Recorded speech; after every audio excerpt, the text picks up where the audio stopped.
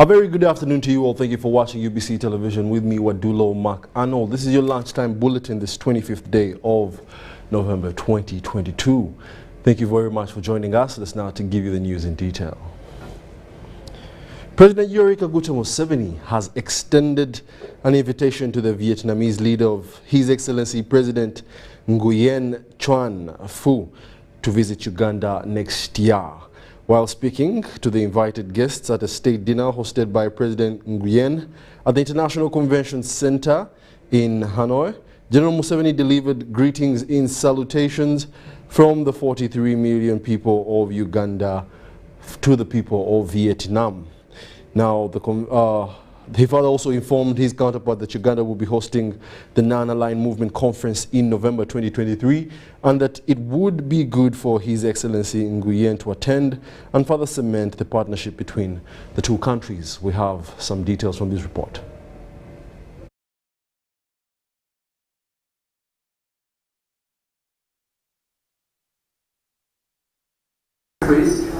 Mặc dù xa cách về địa lý, nhưng Việt Nam, Uganda luôn dành cho nhau tình cảm gần gắn bó, đoàn kết, một quý báu, nhà nước. Despite the geographic distance, Vietnam and Uganda have always shared warm sentiments, solidarity, and wholehearted support for each other. Our party, state, government, and people always treasure the support extended to Vietnam by the government and people of Uganda in our struggle for national liberation. Chúng ta vun đắp tin cậy về chính trị và hợp tác cùng phát triển.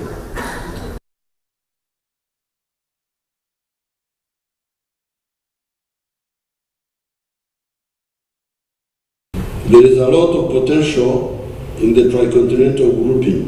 Fortunately, after wasting about 20 years, the African leaders realized that economic integration was crucial. In 1980, through the Lagos Plan of Action, the effort for economic integration started.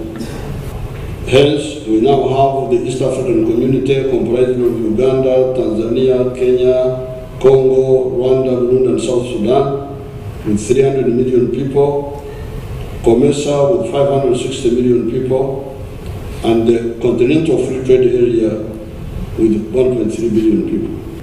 On this occasion, I therefore propose, as I told you during the meetings, that Vietnam and Uganda look at cooperation in 4 areas. And the 4 areas are the technical and scientific cooperation in education, health science, e.g. vaccines, agriculture, trade, investments, and tourism.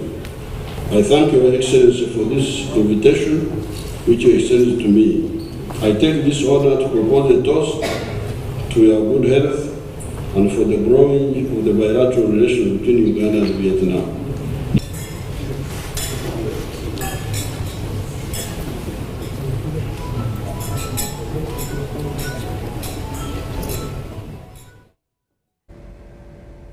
Well, cheers to our cordial relationships with Vietnam.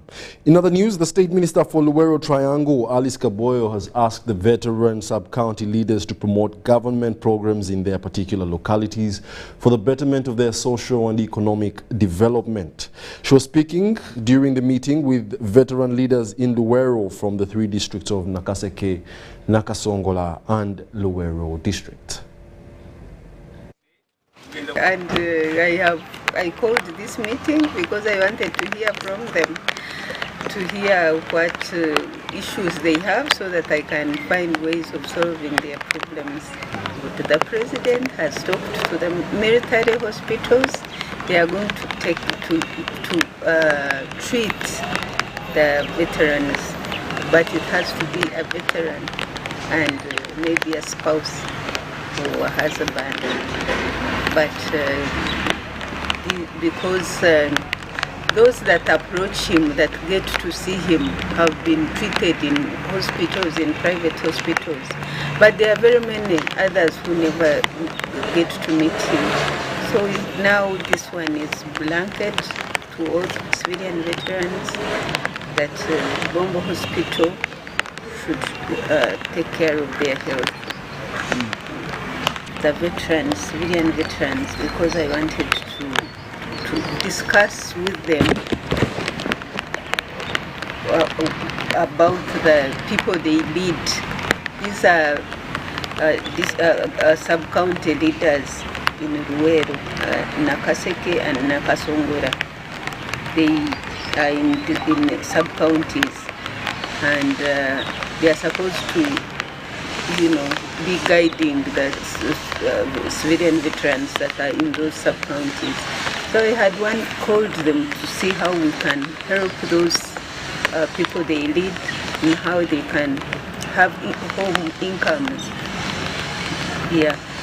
Tuli bumu nawe kati background yo sijimanyi oba oli mwana wa kulwanyi wabyaja bitya kansabe katonda mu mpola mpola ja kuti ne ogwo mutima gwotulaze kitulaze nti jetulaga eriye kitangala ndikendeeza musajja nnyo abattaka batawanyiza abattaka mama batawanyiza mu nsi muno nga nange batawanyi wange tebantyako tebanego bamanyi ne bwabaminisita bakutawanyi.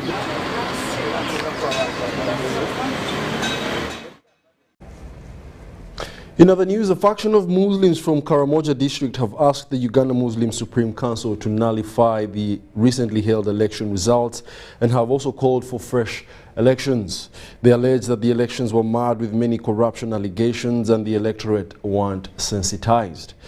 However, the district returning officer, Abdulaziz Tera, described the election as free and fair, which followed the laws of the Uganda Muslim Council. More details in this report. Does he have papers? P4, does he have papers? To be honest, you come back and then you tell people, to be honest, please. No access to information. People were not informed of what they were supposed to do. When this election started from the mosque level there, people did not know anything. There was confusion. People filled those forms from there, even when they were not sensitized. So there was no access to information. This corruption already. Now there was poor mobilization. People were not mobilized, even from the mosque. Those people who did this election, they were not trained. They were not trained. They didn't know what to do. So even when we came here, they told us that we were mobilized. They told us that it is 9 members who are going to participate in this election. But when we reached there, we were surprised again when that registrar told us that it is supposed to be 5 people. So there was poor mobilization. For me, what I recommend that this election should be nullified and to be repeated. People are using money like these elections. They have bribed a lot of people. They moved at night to pay people whereby it has spoiled everything. So we don't know where to go. What we are requesting, let these elections be nullified and let the people from the top come and witness and see. Are these elections proper? The people we are electing, are you okay with their person? Only in this one happened only in some of the mosques which they had interest, but in the entire Karamojong mosques there was no papers demanded. Now at the district level we are surprised to have not heard of the chairman of the district to have papers. If the papers were demanded at the lower level, what about the higher level of the district? The imam and the deputy imam. When it comes to the county, we also elect the same positions: chairperson, deputy chairperson, secretary, treasurer. And then we also have those who are elected from the mosques as a councillor representing male, representing youth and females, come and form the electoral college at the county. Then from there, they also have an election. Then when it leaves that committee of the council of the county, we now had to come for the district. At the district, we have had elections of the members of the General Assembly. We call them members of the General Assembly. They are like our MPs. They will represent Karamoja in the National Assembly, which the exercise went on very well. Actually, basing on some of the requirements, these two guys went unopposed. Abdallah and Achuma Rashid. Now, because they all qualified, our minimum was senior form, that is UCE. Lila Abdallah has the O-level, that is UCE. The other one has a bachelor's degree in issues to do with public health. We were now forced to go into voting, and exactly when we went to voting, based on the electoral college, Lila Abdallah got 27 votes against 2 that were got by Achuma Rashid, meaning that Lila Abdallah emerged the district chairperson, Karamoja Muslim district. Not just come from anywhere, they have come all the way from the mosques. The mosques elect the mosque chairperson, they elect those other leaders. They bring some of them to the county. The county does the election, bring some of them to the district. You see, one thing I want to say about issues like corruption, it has not come into my notice. I have not heard of anything about corruption. And then secondly, this election has always been very open from the mosques level. And when you are elected from the mosque, there are those ones who come to the county. From the county, there are those ones who come to the district. Whether it is family or not family, there were requirements needed, basic requirements. And that is according to the constitution of Uganda Muslim Supreme Council. We need also the government officials to be there. As because when the government officials are going to be there, it will be just transparency. And the election when transparency, the RD, deputy RDC was there, the LC5 office was there, even the mayor was there, even the office of the DC was there. Because we didn't want any chaos. That's why I refused to put this meeting to be outside there. You know, people, some here in Moroto, people are drunkards. Many people are just, when they come from drinking, they can just shout and bring other things which cannot put in mind. Thank you so much. I would like to thank all the management of Muslim community for conducting this. This is the democracy, which is one of the core values, principle of NRM. It's democracy.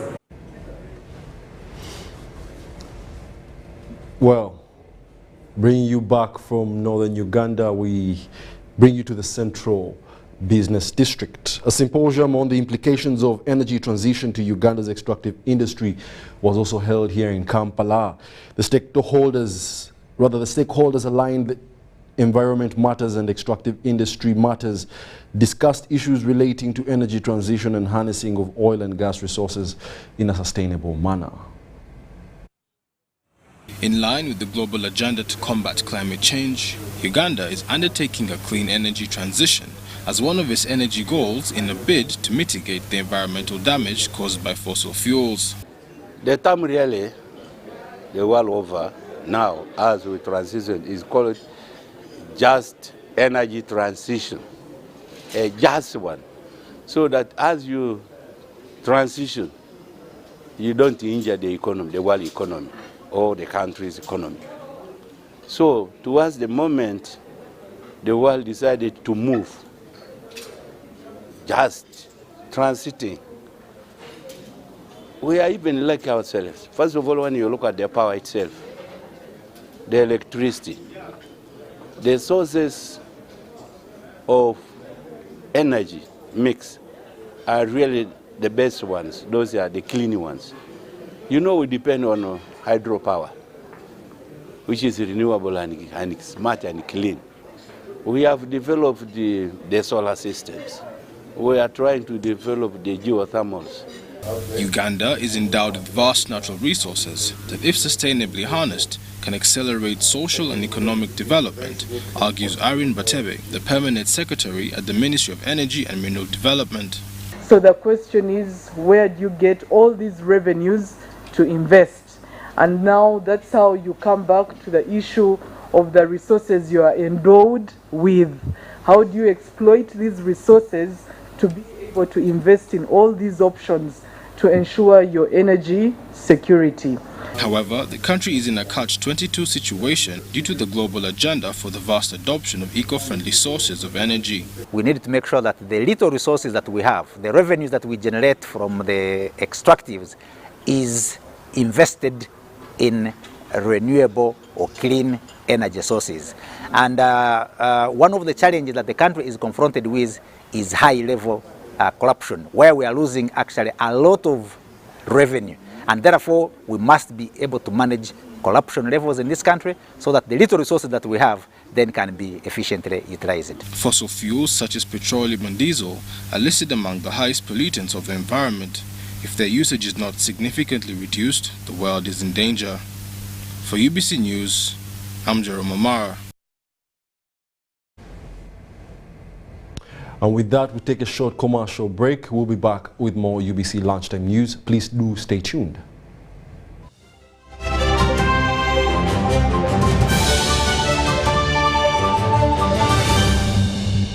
Ladies and gentlemen, Livingston brings you Bera the Genesis concert. Buy a ticket via MTN Mobile Money. We'll get a discount of 5,000 shillings on each. Don't forget, people with disabilities enter for free. Livingston Live in Bera the Genesis concert is brought to you by Plascon, Fenot, Coca-Cola, Maestro Studios, UNCC, Tres Gospel, Design Consult, Diesel Money, and MTN.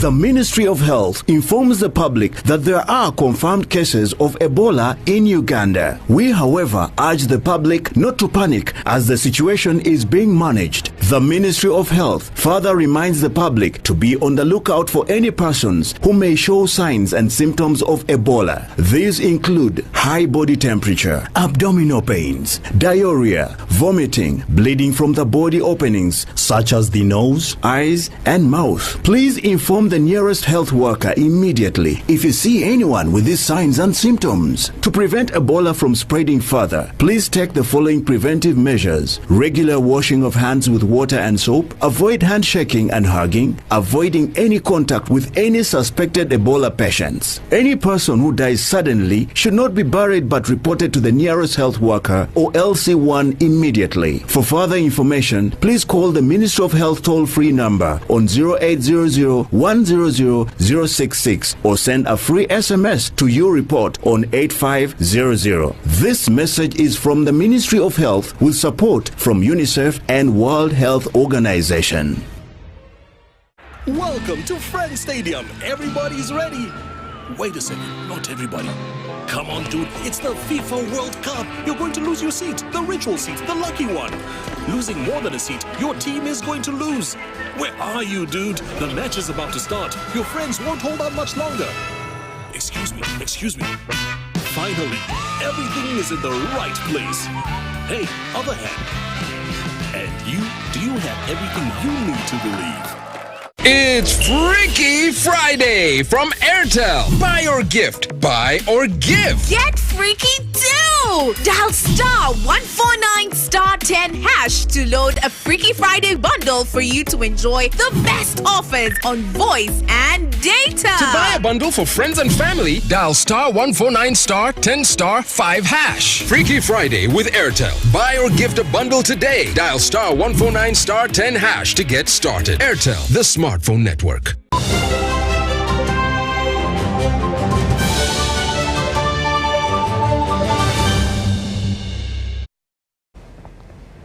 Welcome back. You're still watching the UBC Lunchtime News, broadcasting live from Naila Avenue. We now take you into more news stories. The graduates from International University for East Africa have been challenged to take the lead in the climate change fight. The Vice Chancellor Busitema, a university who presided over the event, also challenged institutions of higher learning to focus on teaching disciplines aimed at driving innovation. Details in this report.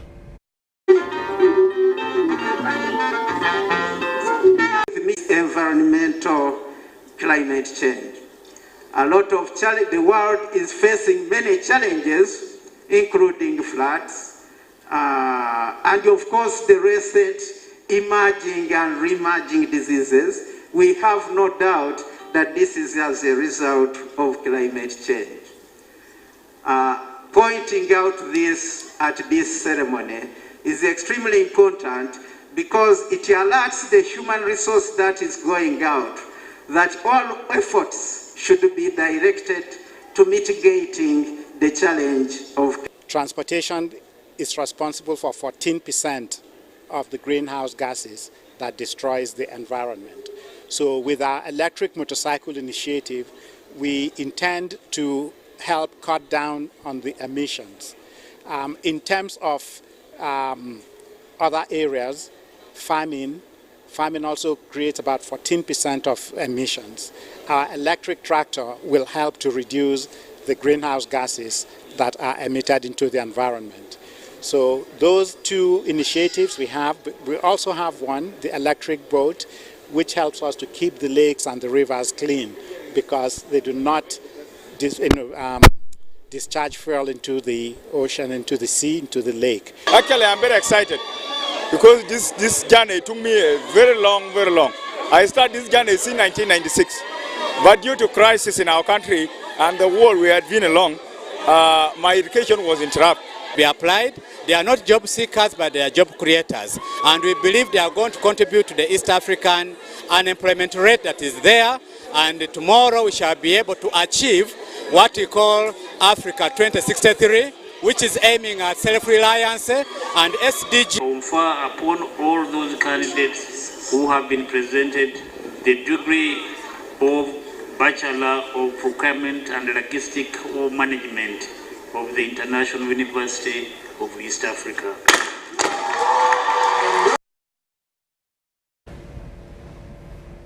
Congratulations to the graduates. In other news, the State Minister for Northern Uganda, Honorable Kuichwin Grace, has commissioned the Gulu Paber Farmers Investment Hub in Loro Peche in Gulu City. The development initiative for Northern Uganda will support interventions in areas of agriculture, and 3 specific interlinked sectors are funded by the European Union and implemented by the Office of the Prime Minister. The Development Initiative for Northern Uganda DINO program supports 3 specific interventions in sectors of food, security, nutrition, livelihoods, and infrastructures. Gulu Pelba Investment Hub is meant to increase food security and enhance household income. It's going to have aggregative activities, collective actions by the farmers, and it's going to solve a number of issues that farmers have been experiencing. We also see that this hub is going to solve the issue of knowledge sharing. This is a center where we are going to have trainings for all the cooperative members. Promote production and chase hunger and poverty out of northern Uganda, for God and my country.